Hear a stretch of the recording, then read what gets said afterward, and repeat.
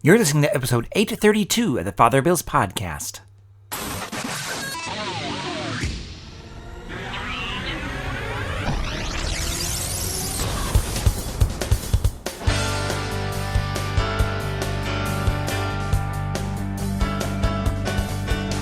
Welcome back. In this episode, I'd like to encourage you to stick around till the end of the episode, end of the homily, for I have a special announcement about future ministry for myself. So if that's not a teaser, I don't know what is, huh? Anyhow, this is the homily entitled Love and Mercy, given on the 5th Sunday in Lent, 2022.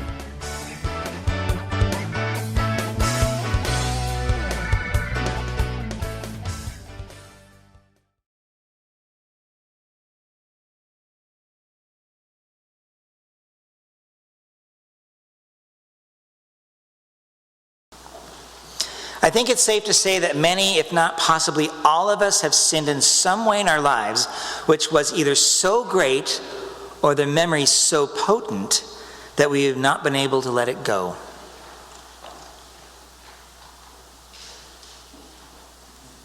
Maybe we feel that we are still guilty of the sin, even though we may have brought it to the sacrament of reconciliation.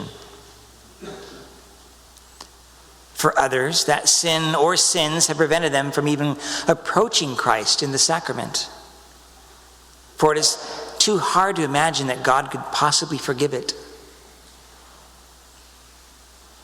And so it can be a daily feeling of dread or torment, like akin to the air we breathe, especially when there's smoke in the air. Remember during the summers, it's hard to breathe. And so we feel that even our happiness cannot be full due to the specter of that fear, or something will happen. Or it's the specter that it'll all unravel, especially if I dare seek out God's mercy. We don't trust because we've been so hurt. Our past becomes our prison, and we have Satan himself who wants to continue to accuse us and to keep us shackled into our personal hell. It is common to listen to that evil voice which tries to remind us that there is no way out, that people will abandon you if they knew your past or even your present. I don't know if that rings true for you or not. But remember that today in the gospel, Jesus was presented with two situations: the woman caught in adultery and the scribes and Pharisees who wanted to stone her. We don't know the full circumstances of the woman, but nobody contested her guilt. But we can imagine a myriad of scenarios that led up to this moment. Maybe that's the scenario you might have lived through. The scribes and the Pharisees present appeared to be the righteous ones. However, their pride, lack of mercy, and calculation to trick Jesus were on grand display, wrapped in their religious cloak of power, position, and pride. What Jesus did was to acknowledge the woman and her sin. Notice, he acknowledged the woman as a person and then addressed her sin and then forgave her with a caution to basically go and sin no more. Jesus' action reveals the inner heart of his Father, that he wants to reconcile us to himself. So much so that he would allow his very Son to die a horrible death for our sake. And that he deeply wants to set us free from the sins that bind us. It also reveals that we cannot fool God. Jesus knew all about this woman and those scribes and Pharisees. It also reveals, and he revealed, their pride. Their pride was greater than even the sin of adultery. notice who it goes after. It's not that she didn't sin. Of course, where's the guy she sinned with, right? We never hear about him. He's apparently a nobody now. But she's not. This is 2,000 years since, and we are still proclaiming that she was before the Lord and received forgiveness. And it would be reasonable to assume, though we don't know, that she went on to live a life of holiness.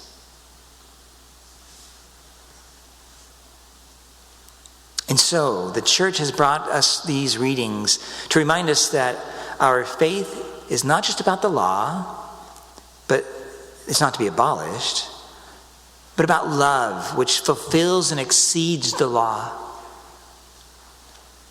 Love is the power which wills the good of the other.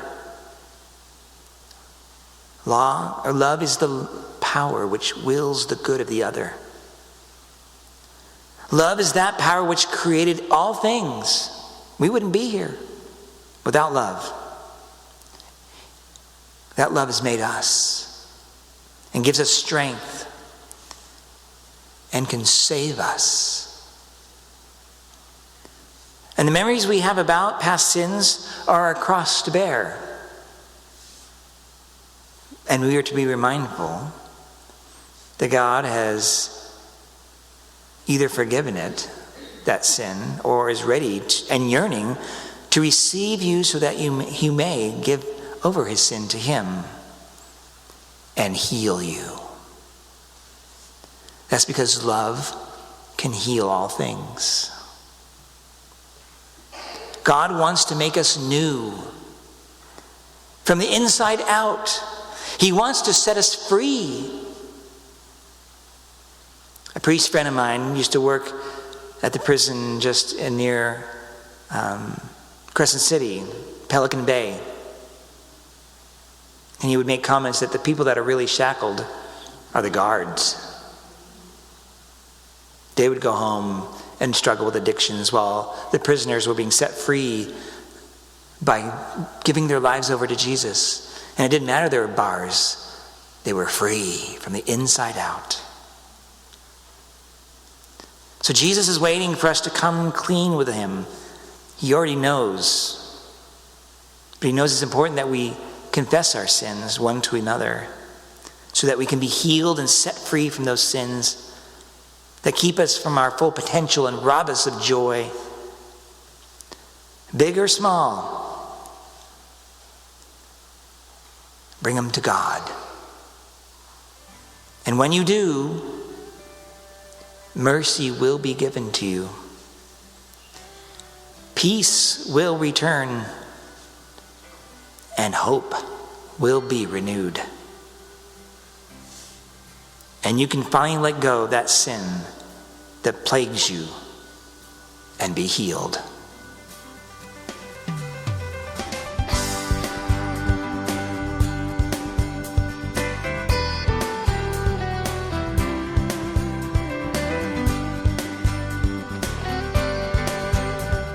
Thank you again for listening to this episode of the Father Bales podcast. As promised, I kind of teased a little bit at the beginning about a new future ministry for myself. And that is a very big deal for me. So it goes all the way back to November. So in November, I got a call from the vicar of clergy.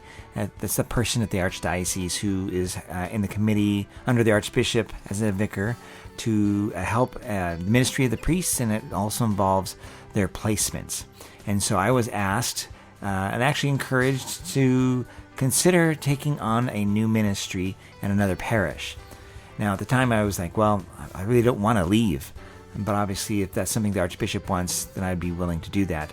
I've been at St. Anne now for 13 years. This is my third parish that I've been in. My first was Roseburg for a year and a half. Then Roseburg is St. Joseph in Roseburg, Oregon. And then the second was St. Anthony in Forest Grove. That's a suburb west of Portland. And then I came here to St. Anne in Southern Oregon in Grants Pass. And I've been here for 13 years. Now, it's interesting because being here 13 years is unusual.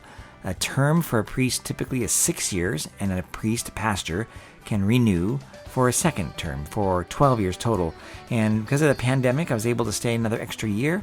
But also the Archbishop has made it clear that he doesn't feel bound by these numbers, that they can stay longer depending on what's going on. And of course, I've always said, that's right. It's not so much that we stay as long as we want. We stay until there's a need. And there is a need now. There's a priest that is moving on from another parish up in the Portland metro area. And so I've been asked to take his place and follow in his footsteps. And of course, I'm trying to be obedient. As much as I love to be at St. Anne, I love the people at the missions at St. Patrick at the Forest, Our Lady of the River. There's 3 churches and the ministry at our school here at St. Anne. And of course, all the things that we do here. I will certainly miss all of those things, but under obedience, I do need to take that direction from the Archbishop because I trust the Holy Spirit working through the church, and I will go ahead and say yes, and I have. So that is something that was made more public on Friday. That was just a couple of days ago, but I have been kind of going through my own mourning process. My own Lent, you could say. It started in November, of sadness and some tears, mourning, a whole bunch of emotions because I love the people here. I love being at St. Anne. Goodness, we built a brand new church, which is awesome.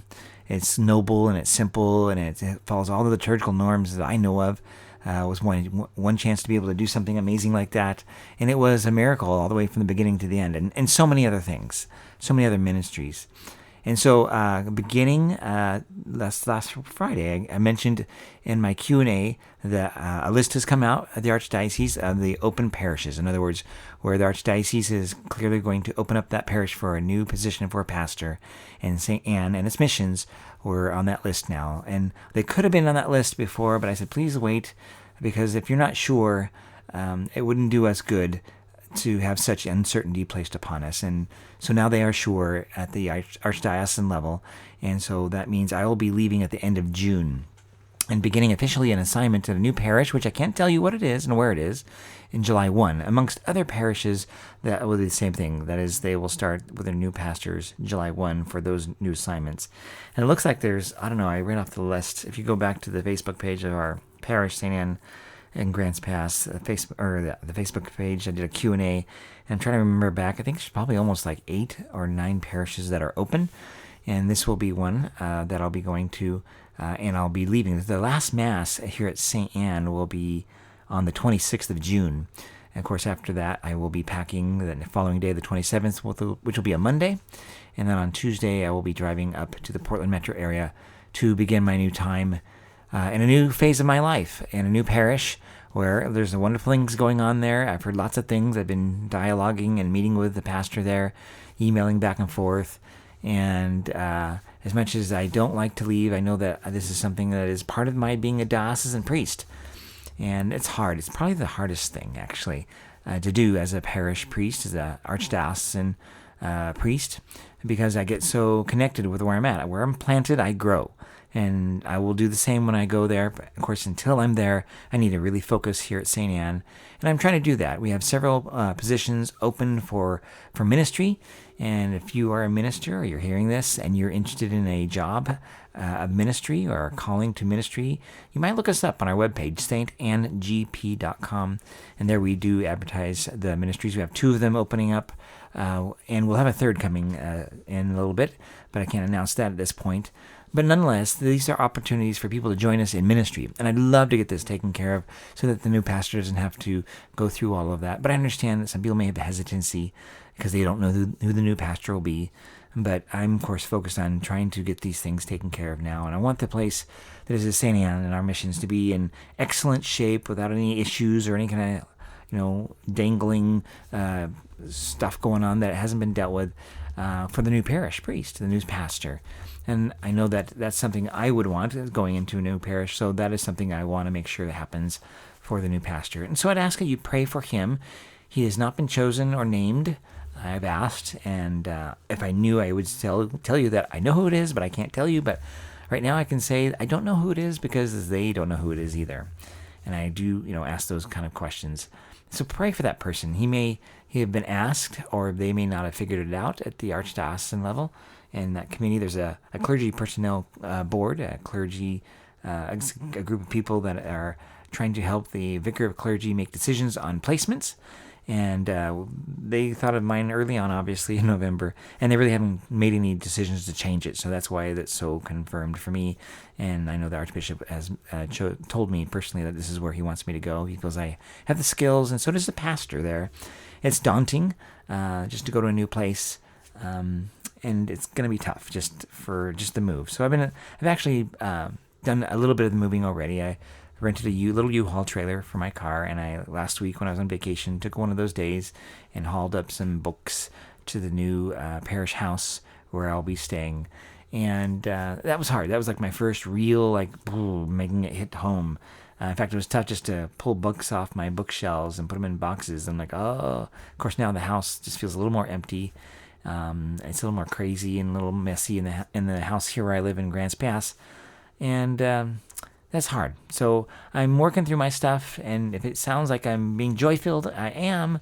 But at the same time, there's in the background some sadness because I do not want to leave so many wonderful things going on here, and I want to be able to be part of it. But it's not God's calling for me. My time will end in the end of June here at St. Anne in the Missions, St. Patrick of the Forest and Our Lady of the River. And I want to ask your prayers. And again, I ask you for prayers for the other priests who will be coming here. So that's all I can tell you now. That's almost all I can really know. People have been trying to ask me questions and, see if I will mistakenly drop a hint as to where I'm going. And I kind of challenge them. Let's go for it. Give it a try. But I'm not giving it up. I'm not even telling my own family. So really, the only people that know is the Archbishop, the clergy board, and myself. And that's where it needs to stay. People have asked me about our parochial vicar, Father Stephen Kenyon, and again, we don't know. We don't know what will happen, whether he'll stay or whether he'll be assigned as an administrator to another parish, because it's hard. I mean, maybe they have made a decision, but there may be other clergy that will be stepping out, or they maybe get sick, or maybe unassignable. There's just too many things that are going to be happening between now and, let's say, a month from now. So if I was to say, just reading tea leaves, and that's all it is, I'd say 60% he's probably staying, and 40% he's leaving to another assignment. But it could swap around very quickly based on what is going on with other priests and other assignments. It's very fluid when it comes to parochial vicars or the assistant priests. So that's that. And in the meantime, if you have any questions or comments, you can go to my website, fatherbill.org, FRBILL.org. And there you can email me, or you can go to my Facebook page or see what's going on Twitter. And I don't do a whole lot of Instagram, but mostly the Facebook space is where I will receive comments. I've already posted this information on my blog, on my website, but also on the Facebook page, and that's where you can make comments. And if you have questions, I'll try to answer them. I do monitor that on a daily basis. And I do appreciate all your support. I have 3 more months. I start looking back now and going, wow, what an amazing ride and dynamic thing it has been to be here at St. Anne. And that's what it's been like. When you start asking, not what I want to do, but what is God calling me to do, be ready for a great adventure. That's all I got to say. And it's a wonderful adventure. And so I am still here. I will continue to journey that adventure here at St. Anne and our missions. And until such time, I'm in another location where I'll then turn my heart completely into ministry and time with the people at the new parish. And when I do know, I will let you know. And I asked the vicar of clergy when that may be possible, because they got to make these announcements kind of all at once. And that will be for probably, in my case, it'll be Memorial Weekend. That's what he was saying. Though it's not set in stone, because again, things can shift. But I'll try to do that, and I'll try to let you know when that happens. In the meantime, may God bless you all, and have a great week, and stay safe. Bye-bye.